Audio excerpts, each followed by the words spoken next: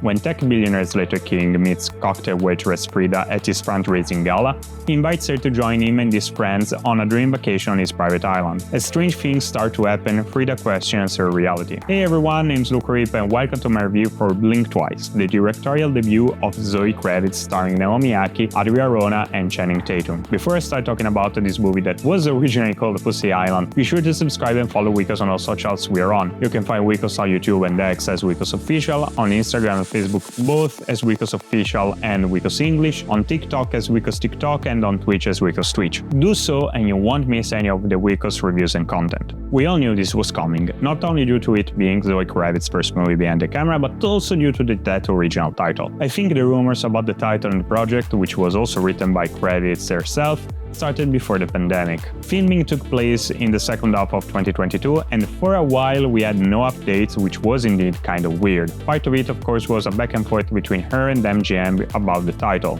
Executives were concerned for obvious reasons. Earlier this year they announced the new title and finally the movie released in theaters this summer, and very few watched it, with a global box office run of a mere $46 million. Not too damaging, given the $20 million budget, but still underwhelming as this is a movie that deserved more. Blink Twice is indeed an interesting and entertaining watch, to say the least. The story is exactly what it sounds like in the opening, and given the original title you can imagine what the twist implies. More on the twist later. And yes, this is strongly influenced by Get Out. The initial high concept strongly reminds you of it, and the situation's mechanics are also similar. Some did call it a feminist Get Out or a Get Out ripoff, and while I would argue against it, I also understand this statement because the influences are too obvious to ignore. Nevertheless, Blink Twice manages to stand on its own and be a very interesting and entertaining watch. First of all, the mystery management is absolutely top-notch. The way Zoe deals the information throughout the movie is very wise. And most of all functional to help the audience not only understand what Frida goes through, but especially feel all the emotion she feels throughout the story. This is true for both parts, when she believes everything that's going on is a dream come true and when everything becomes a nightmare. Every information is dealt with what I would call an eye drop and keeps you on your toes the entire time. In other words, the story is competently narrated and the twist is very well executed. There is one issue though, and this could and should spark a debate.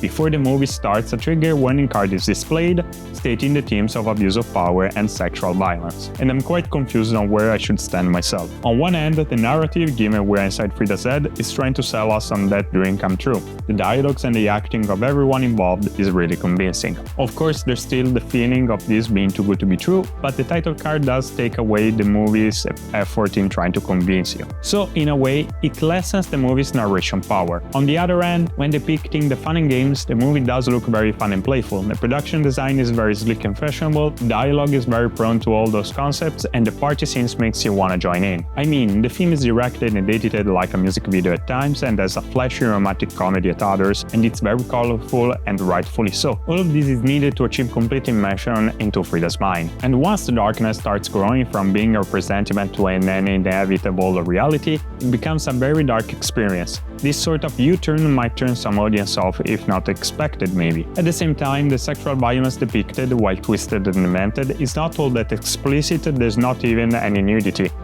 Don't get me wrong, it's clear what's going on, it's just that it makes you understand it while not showing you all that much, just enough to convey the narration. It's disturbing, yes, but it's no gut-wrenching. So yeah, I'm quite torn on this one. To me, the title card does mind the movie's intention and execution, but with this day and age being dominated by professionally offended people, it might have been the right move. As a side note, for the same reason I do believe the title change helped the movie.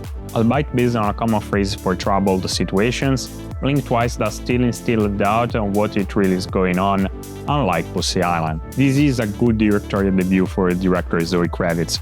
For all the reasons I basically just mentioned, she does take, in my opinion, always the right choices to keep us in the lead's emotional loop. That and the writing, which I thought was real fun. The characters are all well written and the dialogues are perfectly molded to the situations. And if in the screenplay you found some high fidelity, you wouldn't be wrong. Kravitz co-wrote the script with E.T. Feigenbaum, who indeed worked on the beautiful yet ill-fated show. The cast is also really good, with Naomi Ackie being a very convincing lead.